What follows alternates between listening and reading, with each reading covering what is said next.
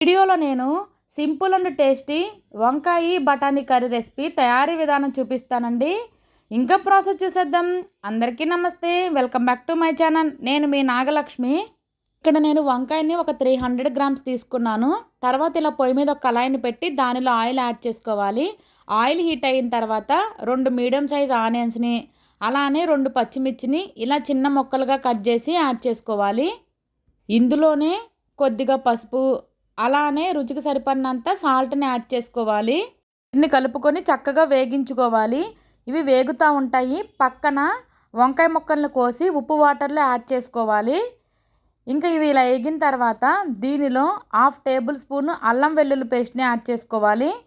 ఈ అల్లం వెల్లుల్లి పేస్ట్ని కూడా చక్కగా కలుపుకొని పచ్చివాసన పోయేంత వరకు వేగించుకోవాలి. ఇంక ఇది ఇలా వేగింది. మనం వంకాయ ముక్కలను కోసి ఇలా ఉప్పు వాటర్లో పెట్టుకోవాలి. అప్పుడే కండ్ర రాకుండా ఉంటాయి. ఇంకా తర్వాత ఇందులో వంకాయ ముక్కల్ని యాడ్ చేసేసుకోవాలి. ఇంకా ఈ వంకాయ ముక్కల్ని చక్కగా యాడ్ చేసుకొని ఒక్కసారి కలుపుకొని కొద్దిగా మగ్గనివ్వాలి. అలానే ఫ్రెండ్స్, నా ఛానల్ని సబ్స్క్రైబ్ చేసుకోండి. ఇంక ఇవి కొంచెం మగ్గిన తర్వాత ఈ స్టేజ్లో ఇక్కడ పచ్చ బఠానీ తీసుకొని వీటిని శుభ్రంగా కడిగి ఇందులో యాడ్ చేసుకుంటే సరిపోతుంది. బయట ప్యాకెట్స్లో దొరుకుతున్నాయి కదండి, అవి కాదండి. మామూలుగా బయట దొరుకుతున్నాయి కదా, ఇప్పుడు సీజన్ కాబట్టి ఇవి కాయలు పలంగా దొరుకుతున్నవి. వాటిని మనం డీప్ ఫ్రిడ్జ్లో స్టోర్ చేసుకుంటే మనకి ఎక్కువ కాలం నిల్వ ఉంటాయి.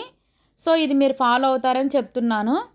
ఇంకా దీన్ని మన ఈ వంకాయ ముక్కల్లో యాడ్ చేసేసుకొని చక్కగా వీటిని కూడా కలుపుకొని కొంచెం మగ్గించుకోవాలి. మగ్గిన తర్వాత దీనిలో రుచి సరిపడినంత కారాన్ని యాడ్ చేసుకోవాలి. ఇంకా దీన్ని చక్కగా కలుపుకొని కొంచెం ఒక 2 మినిట్స్ అలా మగ్గనివ్వాలి. మగ్గిన తర్వాత దీనిలో వాటర్ యాడ్ చేసుకోవాలి, ఒక 300 ml వరకు.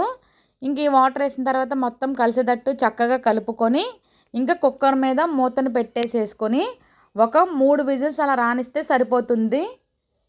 ఇంకా 3 విజిల్స్ అయిన తర్వాత ఇంకా ప్రెషర్ అంతా పోయిన తర్వాత ఇక్కడ మూతను తీసి చూపిస్తున్నాను చూడండి. ఇక్కడ వంకాయ బఠానీ చక్కగా ఉడికిపోయినాయి. వాటర్ని దగ్గరగా అవ్వడానికి ఇంకా పొయ్యి ఆన్ చేసి దీన్ని ఉడికించుకోవాలి.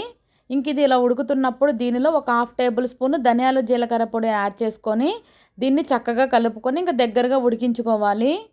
అలానే ఫ్రెండ్స్, మీకు ఇంకా ఎలాంటి రెసిపీస్ కావాలో నాకు కమెంట్ చేయండి. టైలరింగ్ వీడియోస్ కూడా అప్లోడ్ చేస్తున్నాను, అవి కూడా చూసి సపోర్ట్ చేయండి. కొంచెం కొత్తిమీరను కూడా ఇందులో ఇప్పుడే యాడ్ చేసేసుకొని దీన్ని కూడా చక్కగా ఒక్కసారి కలుపుకోవాలి.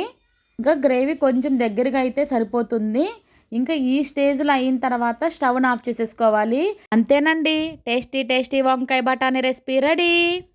ఈ వీడియో మీకు నచ్చితే తప్పకుండా లైక్ చేయండి. అలానే నా ఛానల్ని సబ్స్క్రైబ్ చేసుకోండి.